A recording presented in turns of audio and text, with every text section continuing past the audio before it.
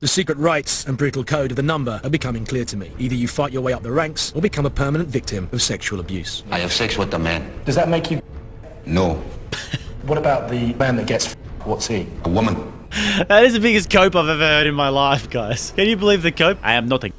I am the man. Ross Kemp, guys. I freaking love Ross Kemp's documentaries back in the day. I love Ross Kemp's documentaries. You guys ever watch Ross Kemp on gangs? If you've never seen his... Do you guys want to see something real... I don't know if it's really appropriate for the stream right now, but one of the most infamous Ross Kemp moments on gangs. I don't know if it'll be too TOS, though, to go into. My favorite ever episode that he's done was about Pollsmoor Prison in South Africa, in Johannesburg, and he goes to the bottom of the prison and he interviews the guy who basically runs the joint. We can watch that real quickly, and then we'll get into this. But Incels. I've always liked Ross Kemp, and now he's gone from going into talking about gangs in Johannesburg and about how people get murdered in the prison, right, to talking about incels. All right. Maybe it's in Cape Town, the prison. Cape Town. All right. This guy, John Mongrel. This is the most thing ever, guys. This gave me nightmares when I watched this. So this dude, John Mongrel, was basically the top dog in a Cape Town prison called Pollsmoor. And anybody who goes into the prison, any gang members or anybody, has to go through this guy. This, okay? Be a big this. I would rather do anything but go to this prison, okay? The General, the most feared man in Pollsmoor. The highest ranking 28. His bloody road to the top rank of the number began 19 years ago when he was sent to Pollsmoor, convicted of murder. I was 14 years old. You were 14 years old. 14 years old. And you came to... By the way, that doesn't really show as HD, but that's a man with AIDS, by the way. If you just look at him, that guy has AIDS. Pollsmoor then. Came to Pollsmoor as a juvenile. Yeah, and what was your sentence? I sent him... Speakeasy says, did you hear what happened to this guy? As in John Mongrel, this guy? Is that what you're talking about? 9 years. But how comes you've been here so long then? In the prison, I go to the 28. They told me, okay, I give you a number and you must kill a guy in the cell. And they give me a knife. And the other guy came and they strangled him. And I took the knife and stabbed him in his heart. And 2 times and the blood come out. Yeah. And you did that because you were ordered to, yeah? Yeah. It's like he's talking about his favorite video game or something, you know? Unbelievable. Yes. Because you were 28, yeah? I'm 28 years. So the warder's frightened of you? If there is a warder, it's not right here in person. I told the 27, you what the 27 is, there's a knife for you. You must kill the warder or the major or the captain. And the 27, they told me, salute, my brother, and go. What? Speakeasy says this interview got him killed. Really? I wouldn't mind seeing a source or something about that. You can watch. And then I go to the cell there. Yeah, and you watch? And then watch. So what would happen if the 27s didn't follow your orders? I kill them. We cannot stand for that duty. Sure. I kill them. The General seemed prepared to talk about the number, so I decided to risk asking him about the initiation rite. Apparently the 28s kicked him out for revealing the secrets, then he was killed. Yeah, this is how the numbers gang works. You've got the different numbers, and they've all got it tattooed on them. I think there's like different numbers of different rankings and stuff, I believe, or different area codes or something. His junior ranks have been so afraid to talk of. If a person come in the cell, my duty is to ask him for what he is here. This is so terrifying. How long he... And I told him, you sleep there. And if he's not the number, I have sex with him. You have sex with I him? have sex with him. How do you have sex with him? You hold him down? I hold him down. My face him. You face him, yeah? Yeah, sex with him. You hold him down. Does someone else help you hold him down, or you do it on your own? No. He's scared for me.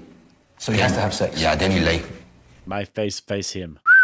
No, thank you. The secret rights and brutal code of the number are becoming clear to me. Either you fight your way up the ranks or become a permanent victim of sexual abuse. I have sex with a man. 19 years you have sex with a man? With a man. Does that make you... No. Why are you? You are. Sorry, buddy. Why not? I'm not a... What are you then, the man? I'm daughter, a man. Right, you're the man. But what about the man that gets... What's he? He's a woman. He's a woman. Yeah. You are. That is the biggest cope I've ever heard in my life, guys. Can you believe the cope? I am not a... I am the man. It's literally like the meme. Nothing about getting your dick sucked. That's like... He's literally doing the meme. There's nothing about getting your dick sucked meme. If you're a woman, I'm telling you, you must wash my clothes. He do it. I give him bread, food. I give him a bed. And I wash them, he's all right. So do you have a lady in here now, lady boy in here now? I have one. How long have you been with that one? 3 weeks. 3 weeks. Do you change regularly, yeah? Yeah, I change, yes. You just walk up to them and you go, you will be my wife? Yes, she comes sleep by me, by my bed. If they don't do that, what happens?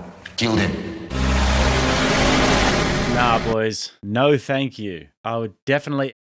I mean, as in, I would have someone in me in the prison before I did that.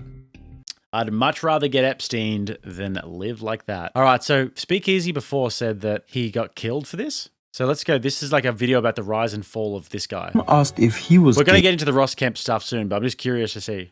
for so gladly administering this punishment. He gladly stated that that was not the case and that these brutal acts actually proved that he was a Ndoda, which literally translates man in Zulu. Does that make you... No, Why not? I'm not a... What are you then, a man? I'm daughter, a man. Right, you're the man, but what about the man that gets... What's he?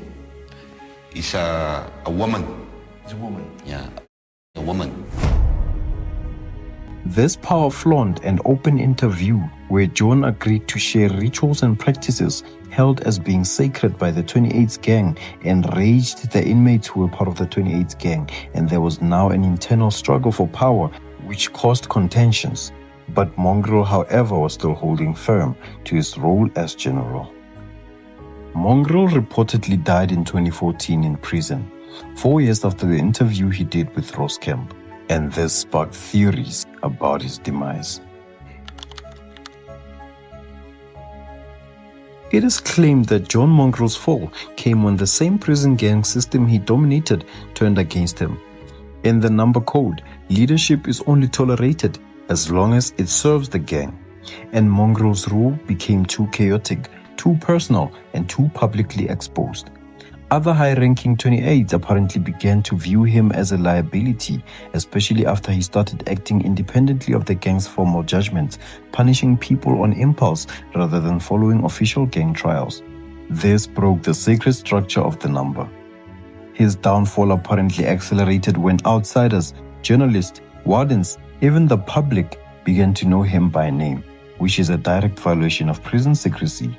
Once you're faced as a general, Are we sure that he didn't die of AIDS? I mean, this is what it's being reported on, that he was basically, there was a coup.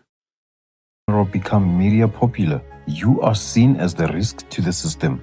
It is thus alleged that the 28th internally demoted, then later assassinated him.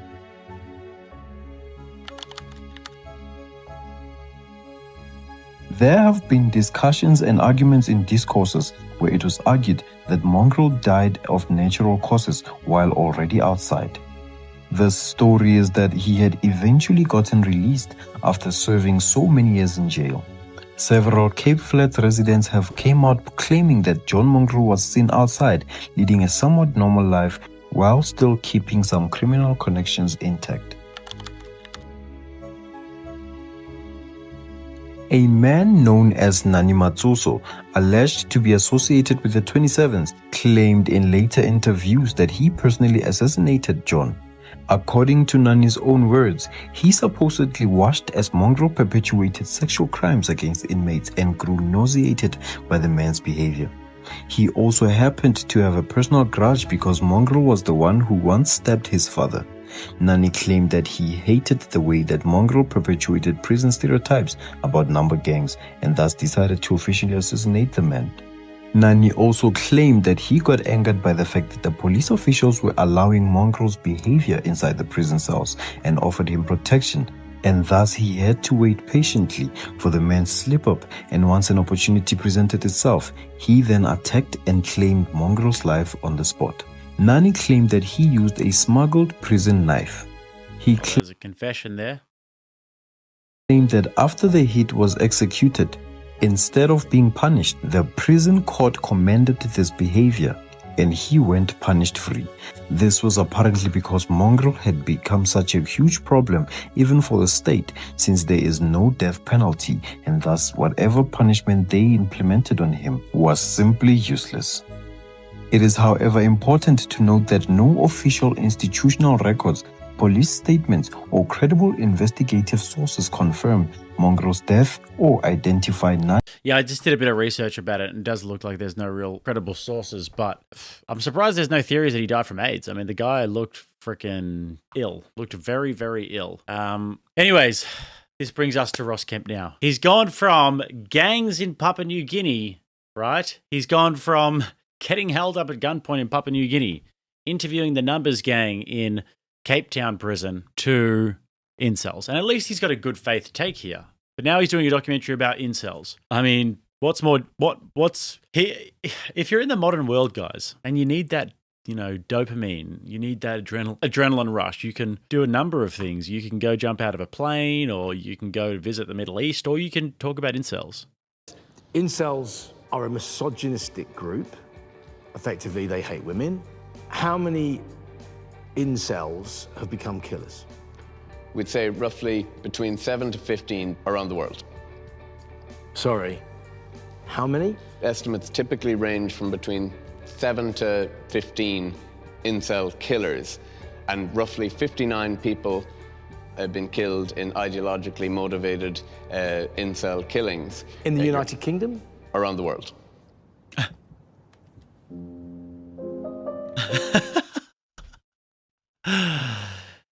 Here I am thinking all this time that there was a mass spree of killing happening from all of these incels because I'd watched Adolescence on Netflix. You see, I watched Adolescence, and when I watched this show, it made it seem as though there was a massive crime wave of young white men killing young women. He's so shocked about it. Incels are literally dudes who can't get any pussy. That is what incels are. They're just dudes who can't get any pussy, so they start playing video games and stuff. That's what they are. They're not some big, massive threat to women. They're guys who actually just don't really have any game. They're guys who can't get any pussy. That's what they are. And he's shocked. I can't believe it. I thought that there was a mass murdering spree going on from these incels. That's what I heard the women say anyways. Even one murder is too many, of course. But inceldom doesn't appear to be the phenomenon I thought it was. It's clear that this documentary needs to take a different direction. So effectively, I have got everything wrong about incels. I think that they kill lots of girls globally and in the United Kingdom. I think they're a threat, a permanent threat to the security of this country. I think there are hundreds of thousands of them. I think that they are generally white and right-leaning. So all those preconceptions that I have are wrong. Many of them, yes, and it's not your fault, Ross, because if you were to just pay attention to the media that is most often put out there about incels, it often espouses exactly the stereotypical depiction that you bought into at the beginning. So don't be too hard on yourself, but there is a lot of misinformation there about this topic that it's really good to appeal to the research. Yeah, so that is a freaking hilarious clip there, guys. Ross Kemp goes from literally the jungles of Papua New Guinea getting held up by the seamen warriors at gunpoint, getting held up by the seamen warriors of Papua New Guinea, to the basement of the prison in Cape Town, Pollsmoor Prison, where someone is describing to him how he basically grapes and kills anybody who steps out of line, to then doing a big investigative series about incels. And the music's all the same. Today we're going to be speaking to a real incel. It's beyond parody. It's not a troll, guys. It is a real thing, but at least Ross Kemp admits that he's wrong about this. If you enjoyed that clip, then don't forget to like and subscribe, and if you'd like to see another one, click right here.